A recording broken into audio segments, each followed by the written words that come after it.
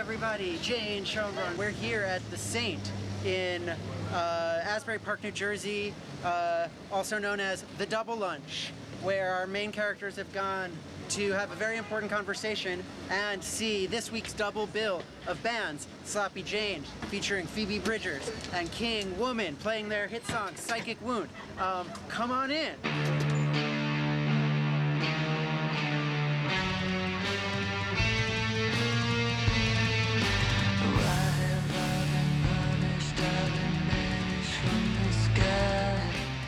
I knew that I wanted to make a movie that was just completely overstuffed with beautiful music. First of all, because like music for me was as important as television or films were growing up. And I also just knew that I was like sort of playing within this lineage of like the teen angst movie.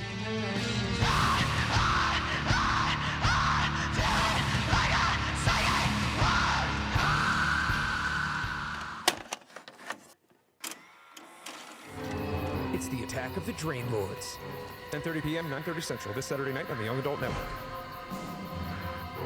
The Pink Opaque is like an amalgamation of a lot of different TV shows that I loved. There's definitely, I think, primarily a lot of Buffy the Vampire Slayer in there, and Buffy was an absolute obsession for me as a kid and teenager. As teenagers, it's easier for them to find themselves in fiction than it is to find themselves in real life.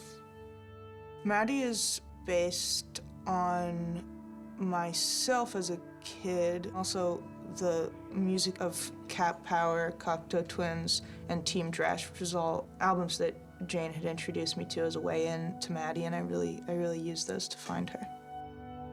That's what acting was for me growing up.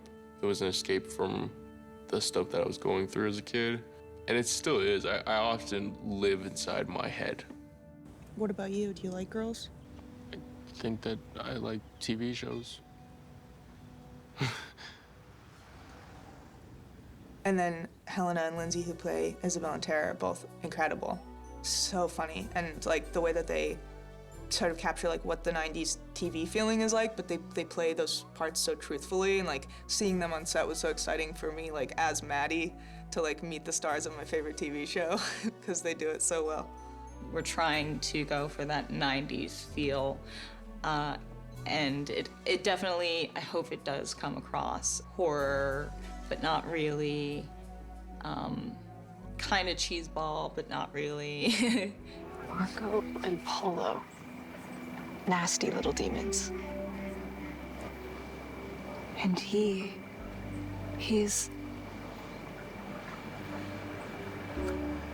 Mr. Melancholy. That's right. One of the things that I noticed when I got the full copy of the script was that Mr. Melancholy is modeled after the moon in A Trip to the Moon, and I have a tattoo of that, which is actually, I got it because of the Tonight Tonight Smashing Pumpkins music video. Jane is also a big Smashing Pumpkins fan. It was fun to connect about that. Kind of like a nod to both the George Méliès film A Trip to the Moon, the silent film, and the Smashing Pumpkins music video, which I was obsessed with as a kid. Music has always been a place that I've gone to hide and find comfort and find emotional texture that brings me through the world. And when you make a film, you've got picture and you've got sound, and so music obviously is a huge part of the world of the film to me. So much of my teenage life was spent on Tumblr, just like finding new music and talking to other people that were gay and into indie rock, and it was like, I don't think I ever would have been comfortable about finding that out about myself, like in my suburban community, had there not been a ton of people on the internet being like, it's cool. Jane is informed by a really obsessive mind that has consumed an extraordinary amount of music and film and literature, and they're very bold in the things that they want. Yeah, we narrativize the shit out of our lives in a way that like is completely delusional, and that's just part of the human condition. Memetics, yo. Alex G, who's an incredible artist who did the score for my first film, is returning and helping me build new sound worlds that'll carry us through the movie, but we're also curating an original soundtrack of songs obliquely playing on the memory of watching 90s TV shows where there would always be bands playing at the local club in town. I paint the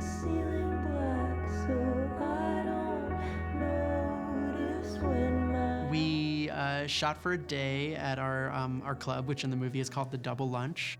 It's a sequence in the film that is almost like the turning point of the movie. We enter that scene in this very like beautiful and romantic, languid way, and we leave it with just this outpouring of like fury. And so getting both performances to feel different visually, to sort of feel different physically, was almost like the film transitioning itself from this very languid first half to what ends up being like, I think, a pretty devastating and horrific and brutal second half of the movie. I ended up seeing King Woman live at St. Vitus in Brooklyn, and just watching her on stage play that song, I was just like, this has to be in the movie. It's just like, if somebody doesn't capture this on 35mm, it'll be a shame. We actually shot that on my birthday, which is really cool. It was a great way to spend my birthday. I'm a big fan of Phoebe Bridgers, and she's really cool.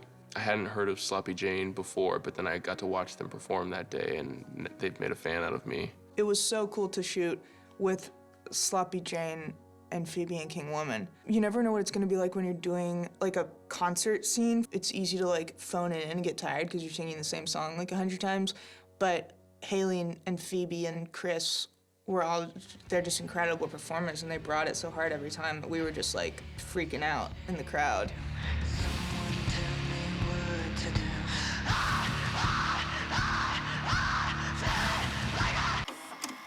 Another huge influence is Gregg Araki, who made this trilogy of films that I think he calls his Teenage Apocalypse trilogy in the 90s, which is basically like the weird, gay, violent, shoegaze, alternative version of like a John Hughes movie. And seeing stuff like that just felt so comforting to me growing up. Even though a lot of the trends from that era have been popular, it was fun getting really into the sort of granular details of the way that 90s clothes are so fun. You know, it's just finding inspiration in a lot of like fashion magazines and Delia's catalogs from that time. And the grunge aesthetic for the sort of earlier scenes, and, you know, the kind of like skater aesthetic for the later moments. Maddie's insular space that she's almost kind of like crawling into herself in, and it's a suburban basement, and that, you know, her parents probably designed it originally. Within that sort of larger world, she's made her own little nest with all of these very, very esoteric 90s music posters, which Jane and I talked about. We really like scoured the earth to find these posters that are from like a show in like 1996 that actually very few people know about. It was challenging, but also fun. I think the main thing is just these heightened colors that are almost unrealistic, unmotivated. Gus Van Sant's Elephant. I think there's a lot of hallways here, a lot of following, a lot of Steadicam. There's some Ed Lachman films that I looked at too, that he uses color in a very deliberate way. I wanted to feel like you ate so much cotton candy that you're gonna vomit, because it's so sweet and then it's too sweet all of a sudden. And then there's these moments where it's sort of classically beautiful and sort of transcendent.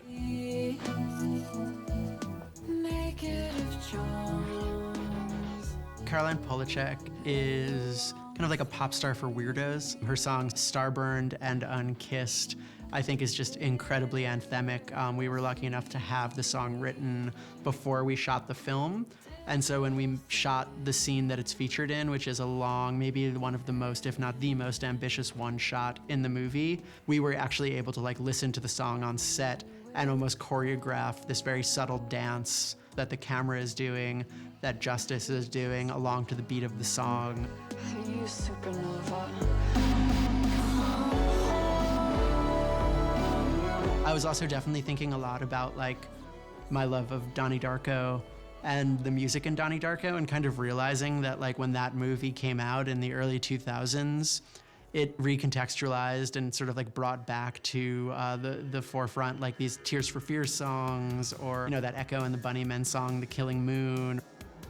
There's something really nostalgic about this movie. You know, I was born in '95, so I grew up on the latter half of the 90s. But even reading the script, I saw my own youth reflected, and I think that a lot of people will see themselves.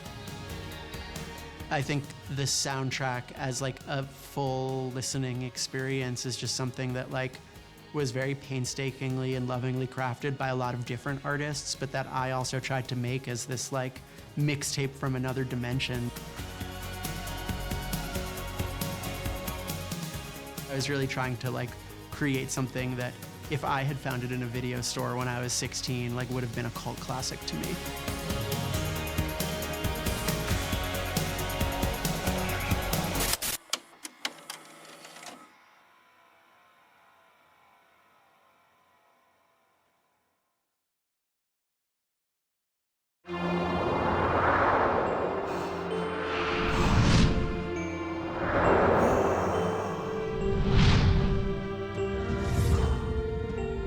You're gonna have to see it to believe it. The all-new flame-broiled double cheeseburger from Burger Express has landed, and these 4 beef patties are out of this world. With fries and a soda for only $2.99, our galaxy will never be the same. Only at Burger Express.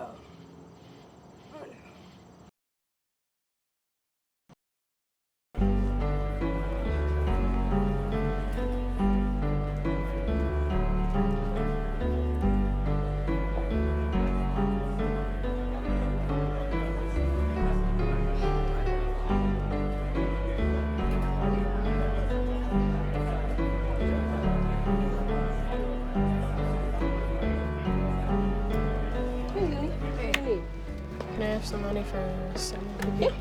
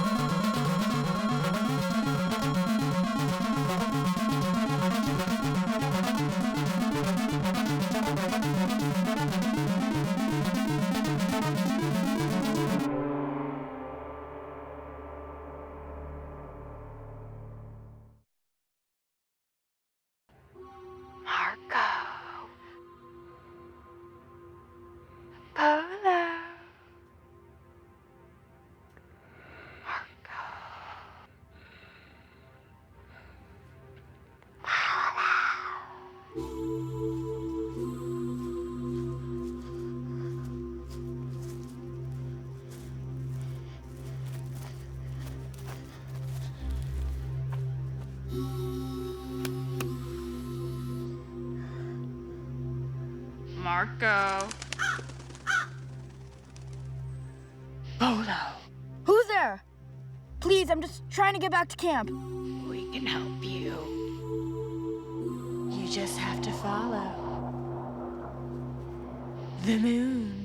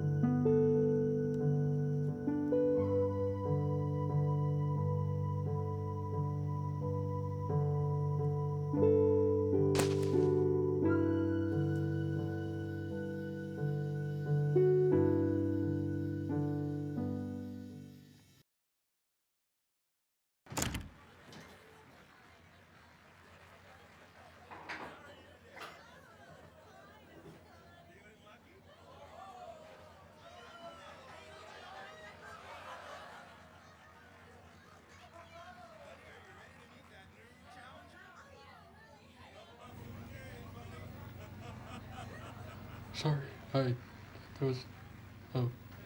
was a problem at the theater with the projector, and I had to stay late to fix it.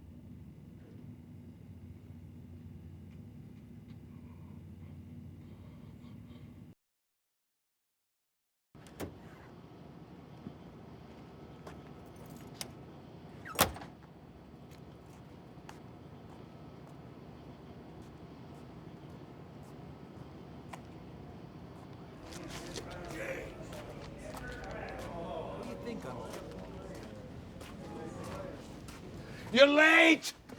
It starts in 5 minutes. The manager's not in there? It's locked! We're gonna miss our movie. I start the movie, you're not gonna miss the movie. We should have gone to the fun center instead.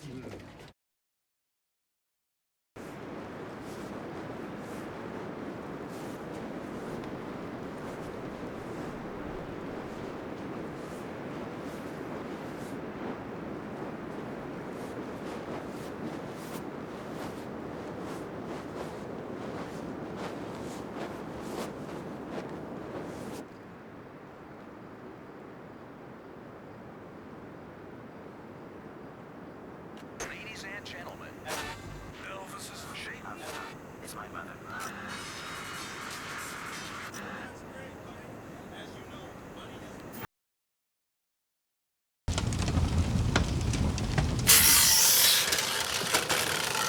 Hey, fix it!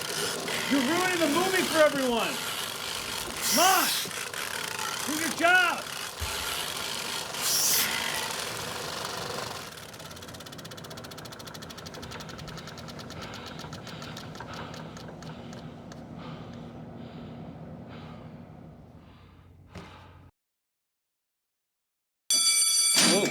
What did you do?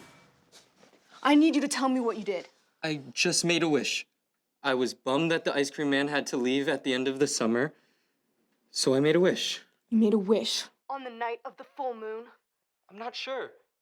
I don't keep track of the moon calendar like some sort of moon freak.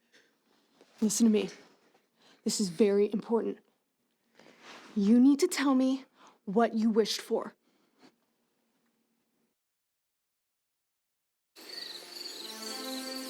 It's nice to be out here looking at the clouds. They're so weightless, just drifting along. Things have been so heavy for me lately. Some days I feel the weight of the world bearing down on my shoulders. Yeah, there's lessons to be learned out here for sure. From the clouds and from this caterpillar. This little buddy has no worries in the world, no thoughts of the past or future, just of the present. We should strive to live like this fuzzy friend. Perhaps if we listen closely, we can hear its beautiful voice as it sings a song of gratitude. I can't handle it. I can't take it anymore. I'm done. The pain of existence, it overwhelms me.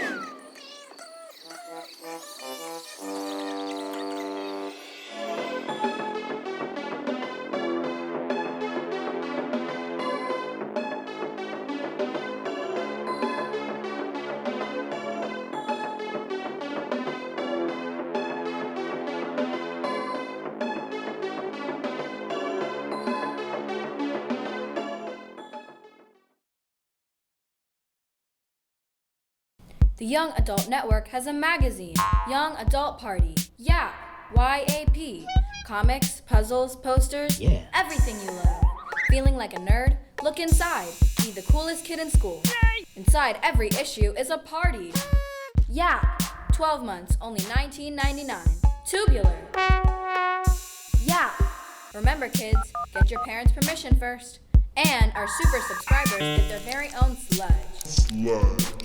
For a limited time, sign up for 3 years and get a decoder ring. Yay! Awesome. Whoa. Super cool. Yeah. To order your subscription to YAP Magazine, it's one easy payment of just $19.99. Have your credit card ready and call toll-free 1-800-555-8283. That's 1-800-555-8283 now.